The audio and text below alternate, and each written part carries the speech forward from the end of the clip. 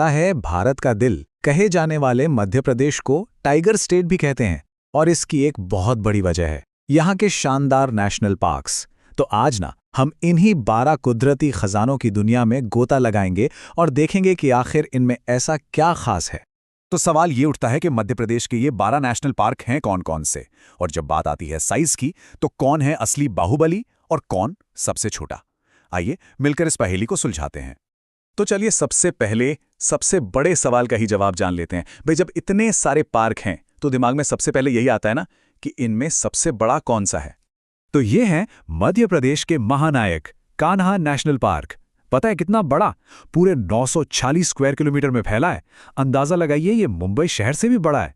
और बात सिर्फ साइज की नहीं है, यहाँ बाघों की इतनी जबरदस्त आबादी है ना कि ये इंडिया के सबसे जरूरी टाइगर रिजर्व्स में से एक माना जाता है।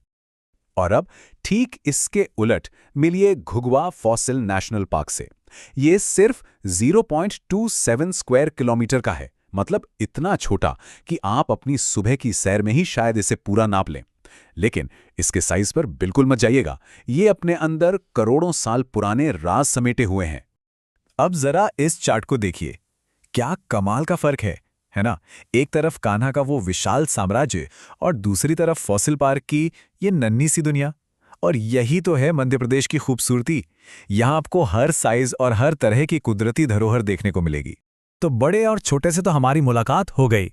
अब वक्त है मध्य प्रदेश के सभी 12 के 12 नगीनों से मिलने का। तो तैयार हैं इस शानदार सफर के लिए? तो ये रही पूरी लिस्ट।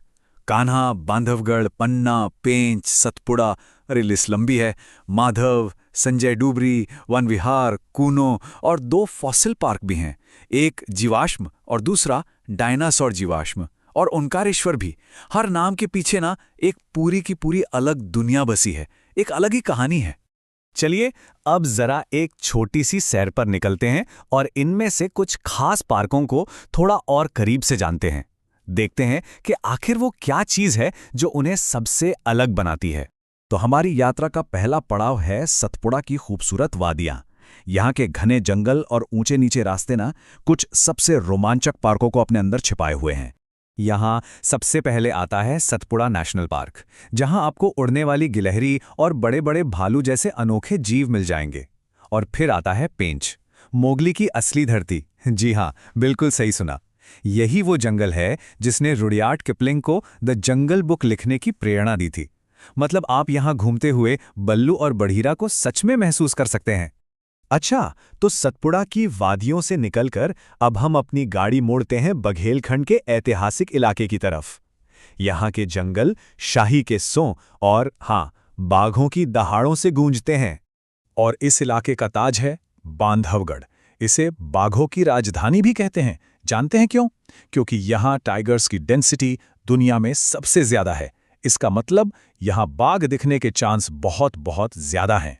और अगर आपको एकदम असली वाइल्ड जंगल का मजा लेना है तो विशाल संजय डुबरी नेशनल पार्क आपका इंतजार कर रहा है। लेकिन अरे रुकिए, कहानी अभी खत्म नहीं हुई है। मध्य प्रदेश के इस खजाने में कुछ और भी ऐसे हीरे हैं जो आपका ध्यान जरूर खींचेंगे। जरा सोचिए पन्ना नेशनल पार्क के बारे में। ये जगह सिर्फ हीरों के लिए नहीं जानी जाती, बल्कि ये आसमान के राजा यानी गिद्धों का भी एक बहुत बड़ा घर है। और फिर आता है कूनो, जिसने तो हाल ही में इतिहास ही बना दिया है। यही वो जगह है जहां दशकों के लंबे इंतजार के बाद भारत की धरती पर चीतों ने एक बार फिर से कदम रखा है। तो हमने इन सभी कमाल की जगहों के बारे में बात तो कर ली, पर क्या कभी ये सोचा है कि ये पार्क सिर्फ घूमने फिरने की जगहों से कहीं ज्यादा क्यों है? आखिर ये हमारे लिए, इस धरती के लिए इतने जरूरी क्यों हैं? देखिए, जवाब बहुत सीधा है। ये सिर्फ जंगल के टुकड़े नहीं हैं, ये हमारी पृथ्वी के फेफड़े हैं, हमारी इकोसिस्टम के धड़कते हुए दिल हैं। असल में जीवन यहीं से तो पनपता है और यहीं से दुनिया का संतुलन बना रहता है। ये पार्क अनगिनत जीव जंतुओं के लिए एक महफूज घर की तरह हैं। ये बाघों की दहाड़ को हमेशा के लिए जिंदा रखते हैं। यही हमारी हवा को साफ करते हैं, पानी को बचाते हैं और हमारी उस कुदरती विरासत की हिफाजत करते हैं जिस पर हम सबको नाज होना चाहिए। तो हाँ, ये जगहें सिर्फ घूमने फिरने के लिए नहीं हैं, ये मध्य प्रदेश की पहचान है और पूरे भारत का गौरव है। ये इस बात का जीता जागता सबूत है कि कुदरत और इंसान साथ साथ रह सकते हैं।